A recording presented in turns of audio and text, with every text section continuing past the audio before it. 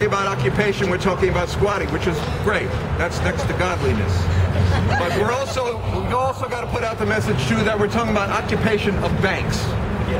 We got to be thinking in terms of banks as places of their public space and accessibility and occupation, so that we can begin to impact directly at the horse's mouth, so to speak.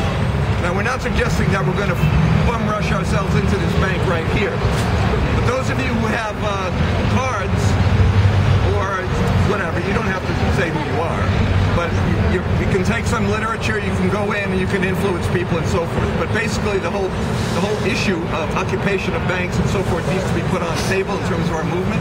But in terms of the broader issues, in terms of Chase and so forth, Gene Rice, board member of PTH, is going to say a few words about that.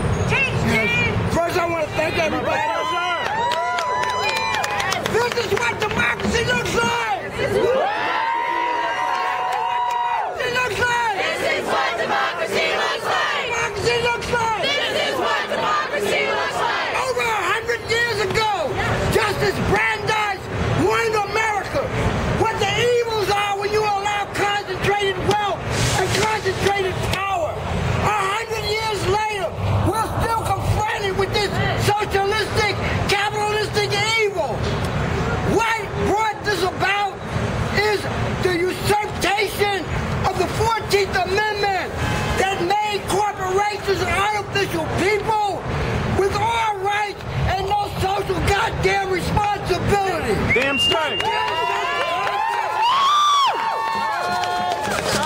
want accountability. And you know what? Let's see how this bank can do if we all collectively take our damn money out. Because there's nothing. As Adam Clayton Powell Jr. said, what do we have? We have the power of labor. We can organize work strikes. We have the power of consumer dollars. We can take our money out of that damn bank. We have the power of the people.